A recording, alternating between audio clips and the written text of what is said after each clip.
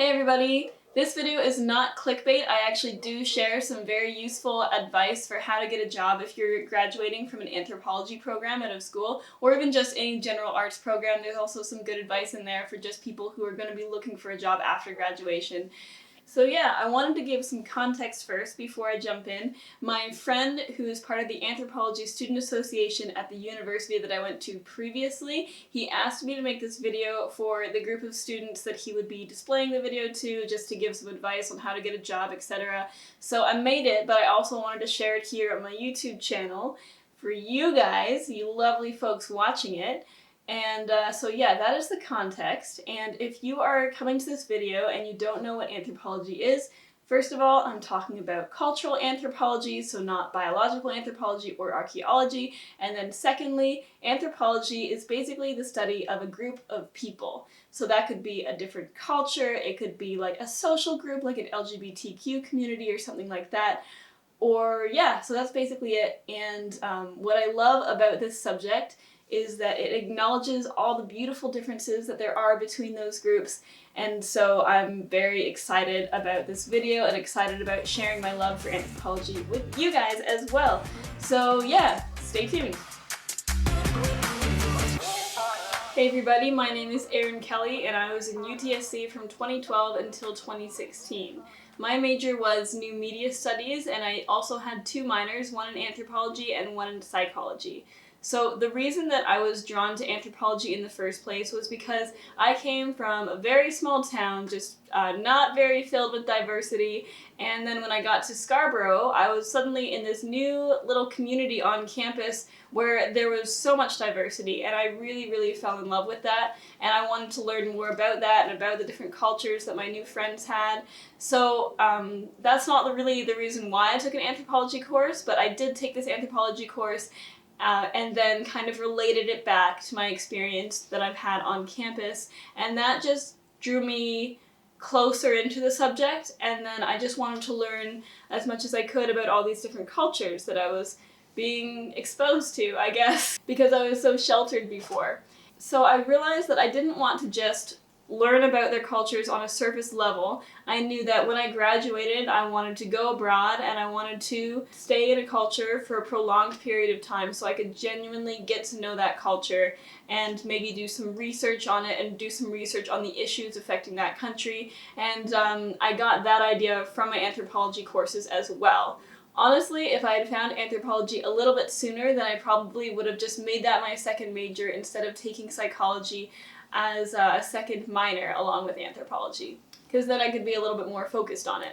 So, while I was in school from 2012 until 2016, I was pretty involved in campus life, but I did not get very much experience in the field of anthropology while I was on campus. I was really focused on my major in new media, and I wanted to be involved in things related to media, related to film, and related to just telling stories digitally. So in my fourth year, me and a group of friends and some peers who were just really interested in film started up the campus's first film club, and we had a film festival on campus which displayed some of our students' work on their short films and their narratives, so we were able to show that off to a panel of judges who were also involved in the new media program. So like I mentioned before I graduated, I knew that I wanted to go into a culture and spend a prolonged period of time in that culture. And so I looked up different ways to do this before I graduated, and then after graduating I was able to do this with an organization called CUSO International, and with that organization I went to Cameroon for 6 months, where I worked with an environmental nonprofit on their website. But it wasn't really just about their website. Yes, I did get those skills from my new media program, but I was there mainly to get to know the community and get to know the people of Cameroon and just understand them a little bit better so I could do more things like this in the future. So I did that for 6 months, and then when I got home, I still wanted to be involved in the community the same way that I was involved in the community while I was in Cameroon. So about a month after coming back to Canada, I started volunteering with a museum in town called the Nels Manor Museum, and I actually still volunteer there today, 3 years later, so that's pretty awesome. Through that connection, through the museum, I found my first adult full-time job. I worked at Grimsmo Knives for 2 years, and that was related to media, but it was not related to anthropology, so eventually I decided to leave because I wanted to find a job that would be more related to my interest in anthropology. And now I am back with doing something with CUSO International. I'm going to Tanzania in a couple weeks, and there I am going to help female entrepreneurs with their agricultural businesses, basically by interviewing them and then connecting with local media outlets so that I can share their story and then hopefully gain funding from international sources for them. So while I'm there, I do want to take an anthropological approach, and I do want to ask certain anthropological research questions so that I can relate my job there more to anthropology. Luckily, in this position, I will be interviewing lots of people, so I have that opportunity to ask people questions, which is something that's really exciting to me. So right now, in order to prepare for that, I'm reading a lot of academic articles that were written by anthropologists about their different studies related to Tanzania, and that will hopefully prepare me a little bit for the placement as well. I do have 3 different pieces of advice for those of you who are still at U of T and potentially in the anthropology program.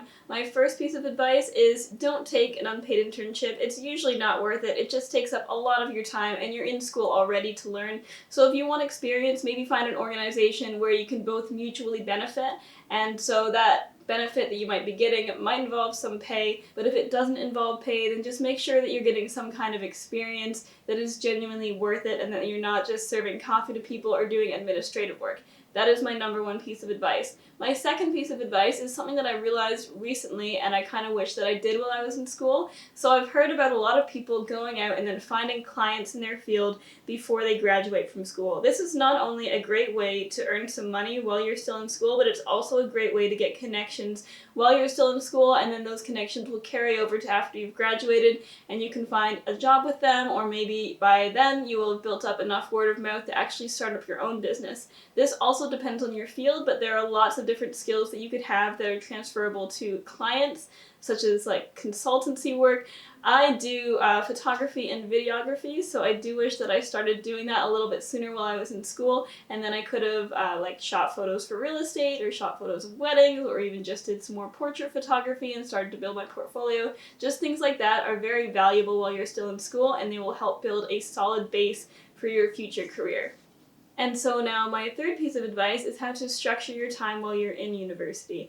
So if there's a few of you out there who are not yet in university, but you're trying to figure out when you should get involved and who you should get involved with and how many people and how many different organizations you should get involved with, or like clubs or whatever, student organizations, it's great that you're thinking about that. Good job.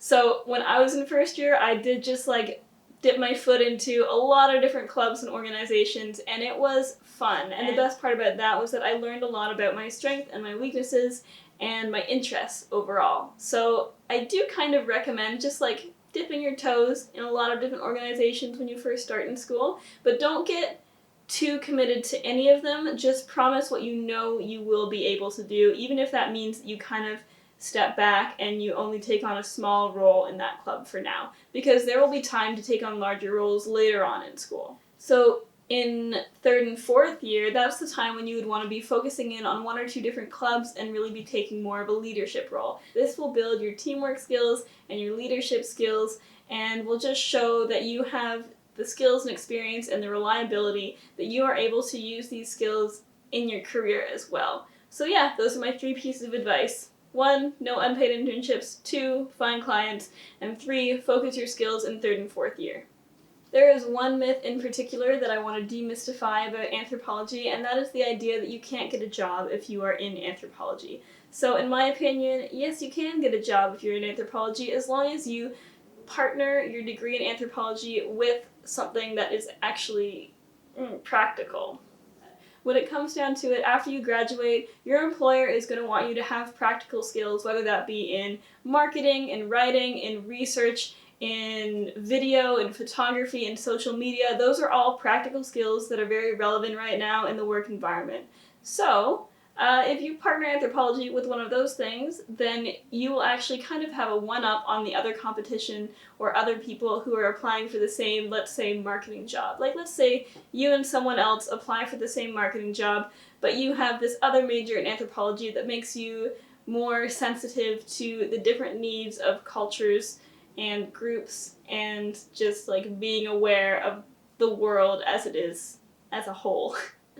So my advice related to this is before you graduate, look into different companies that you're interested in working for, like say the ROM or AGO or magazines, and just see what skills they like to have in their employees, and then maybe find some of those employees who are working for that company already and then message them on LinkedIn or something like that. I'm sure that they would be happy to have a little bit of a coffee chat. If you do want to reach out to me and have a little bit of a coffee chat with me too, then I am totally open to that as well. I'll leave my number and my email address with Mark, and I will also leave him my portfolio website.